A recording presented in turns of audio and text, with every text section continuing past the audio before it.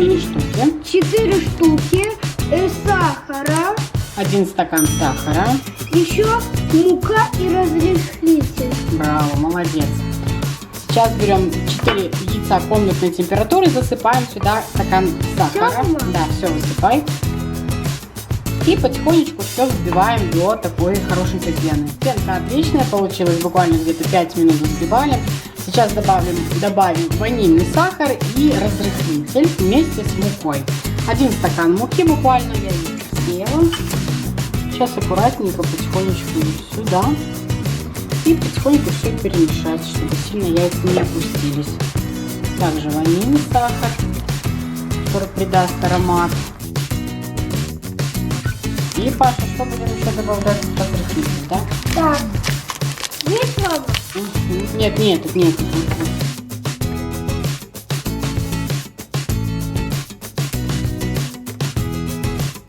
Беру сейчас форму, смазываю ее немножко сливочным маслом и выливаю сюда тесто.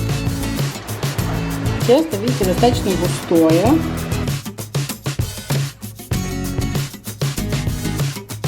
Покажу вам между делом, какая у нас погода сегодня. Очень жарко, было 30 с чем-то градусов, и вот пошел такой дождь. Заливает на балкон полностью. Ну да ладно, возвращаемся к нашему пирогу. Все, тесто готово. Сейчас духовка у меня уже нагрелась, где-то 170-180, смотрите, по своей духовке. Отправляем запекаться.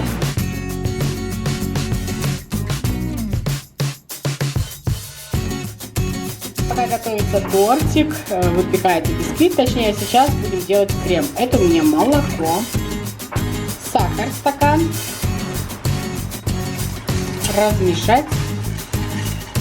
Далее 2,5 ложки столовые крахмала, это у меня пшеничный крахмал. 3 ложки муки, можно обычную пшеничную, у меня кокосовая. Будет, конечно, немножко более ароматно, но можно обычную муку. И все хорошенько размешиваем и завариваем на огне сейчас крем. Это очень вкусно, очень практичный и на самом деле очень простой рецепт крема. Его я узнала от своей турецкой свекрови и постоянно готовим теперь уже этот крем. Сейчас разбить все комочки и так вот на среднем огне будем заваривать, когда он станет таким густым. Кокосовая мука уже пахнет. Ну, как я говорила, можно обычную пшеничную. Все, крем густой, буквально еще минутки 2 его можно вот так, помешивая, заварить и оставляем остывать. Итак, друзья, полчаса спустя пирог готов. Оставим его остыть, и когда он уже практически полностью холодный, заливаем где-то еще 1,5 стакана молока, для того, чтобы он пропитался. Для этого можно даже вот так аккуратненько, вилочкой немножечко сделать небольшие дырочки. Заливаем молочком, молоко холодное и пирог тоже холодный. И где-то минут 15-20 ждем, оно все впитается. Итак, крем тоже готов. Холодный, остыл. Сейчас сюда добавляю крем-шанти. Это сухой такой крем-порошок. В принципе, можно без него. Не обязательно. Но будет немножко более такой воздушной структуры и ванильного аромата. Поэтому я добавлю. Но, как я говорила, можно без него. Можно снова уже просто выливать этот крем на пирог.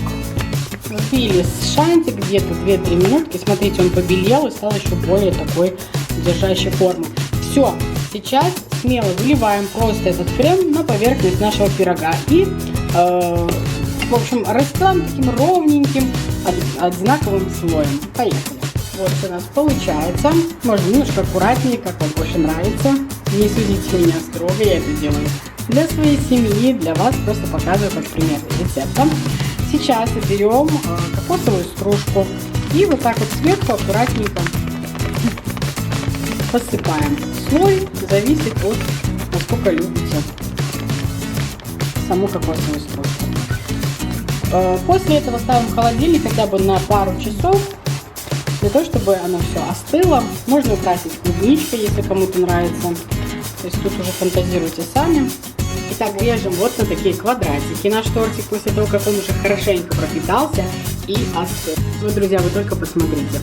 Честно, на вкус как настоящее мороженое. очень-очень вкусно, очень просто готовится, из простых ингредиентов. Обычно это все практически есть дома, но невероятно вкусно и просто.